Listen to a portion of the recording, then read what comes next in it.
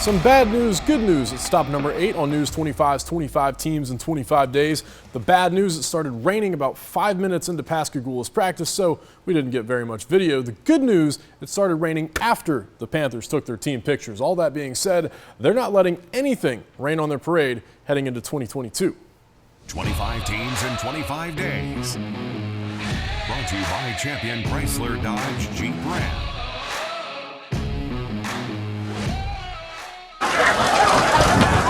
Some people call it the Chevron effect. Some people say it's because we're so close to the beach here. But we don't get a whole lot of rain. It goes around us usually, and the kids make fun of it, and they say I control the weather. The Panthers controlling what they can control on Team Picture Day. The very same approach that got them through a 4-7 season in 2021 after making it all the way to the 5A South State Championship game in 2020. We started out kind of bad, but at the end of the season, we just had to show people that, like, we're not going to give up. We're going to keep pushing and keep going to just show people that, we're not bad. We're actually a good team.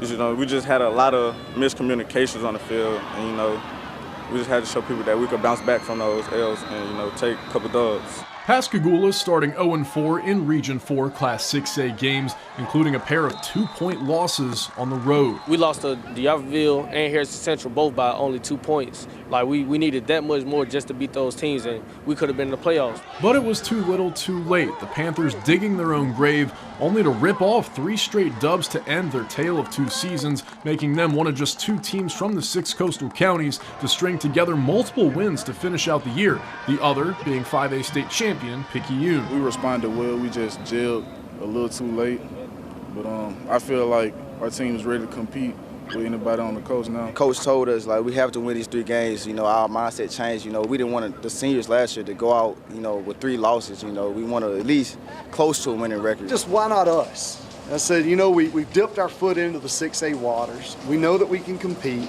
Now, why not us? This year's team asking that same question, led by 17 seniors and at least 12 returning starters, including Mississippi State baseball commit and 4-year starting quarterback Keelan Parnell, who accounted for more than 1,500 total yards and 18 total touchdowns as a junior. And when I say quarterback, I mean quarterback, running back, wide receiver, slot receiver, safety, and heck, head coach Lewis Sims even says to expect some 3 QB sets this season. If we asked that kid to play guard, he'd say, just change my number, coach.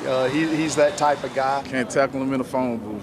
He's been like this since we played it. We've been playing together since Pee Wee. I try not to let nobody tackle me. I don't like getting tackled, so that's my main goal. As in growing up, as playing, picking up and running. Like he said, can't tackle me in the phone booth. One of the guys chasing around the phone booth specialist, junior 4-star defensive lineman Jeffrey Rush Jr. Other guys giving the defense fits, sophomore quarterback Silas Corder, junior running back Cameron DeFlanders, and senior wide receiver Corian Evans. If that last name sounds familiar, it should. The 16-year-old Evans, less than a month removed from jumping in the Pascagoula River to help rescue 3 girls as well as a Moss Point police officer. Courage is calling. What do you do when courage is called upon? And if you find yourself in a situation, make sure, as Winston Churchill once said, that you are willing and prepared when opportunity arises. And he was willing and he was prepared to take advantage of that opportunity to help those people out. I mean, he is the epitome of the warface mentality and shows what kind of character he has. There's a character around your teammates, coaches, your character on the field, sideline. When you're not in the game, what you're doing. When you're in the game, what you're doing.